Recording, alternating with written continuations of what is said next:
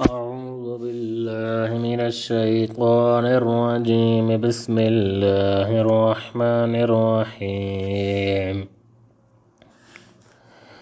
سأل سائل بعذاب واقع للكافرين ليس له دافع من الذين ذي المعارج تعرج الملائكة والروح إليه في يوم كان مقداره 50,000 سنة فاصبر صبرا جميلا إنهم يرونه بعيدا ونراه قريبا يوم تكون السماء كالمهل وتكون الجبال كالعهن ولا يسأل حميم حميما يبصرونهم يود المجرم لو يفتدي من عذاب يومئذ ببنيه وصاحبة وأخيه وفصيلته التي تؤويه ومن في الأرض جميعا ثم ينجيه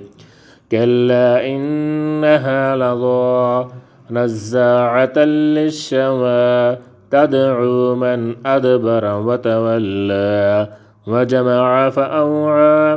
إن الإنسان خلق هلوعا إذا مسه الشر جزوعا وإذا مسه الخير منوعا إلا المصلين الذين هم على صلاتهم دائمون والذين في أموالهم حق معلوم للسائل والمحروم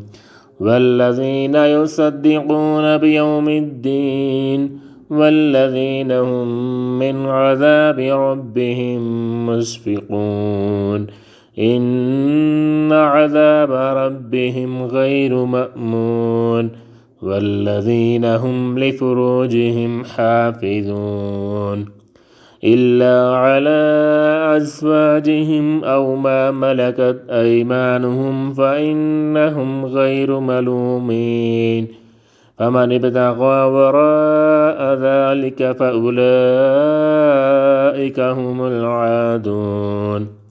والذين هم لأماناتهم وعهدهم راعون والذين هم بشهاداتهم قائمون والذين هم على صلاتهم يحافظون أولئك في جنات مكرمون فما للذين كفروا قبلك مهطعين عن اليمين وعن الشمال عزين أيطمع كل امرئ منهم أن يدخل جنة نعيم كلا إنا خلقناهم مما يعلمون فلا أقسم برب المشارق والمغارب إنا لقادرون على أن نبدل خيرا منهم وما نحن بمسبوقين فذرهم يخوضوا ويلعبوا حتى يلاقوا يومهم الذي يوعدون يوم يخرجون من الأجداث سراعا كأنهم إلى نصب يوفذون خاشعة أبصارهم ترهقهم ذلة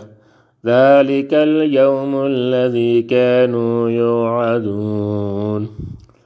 صدق الله العظيم.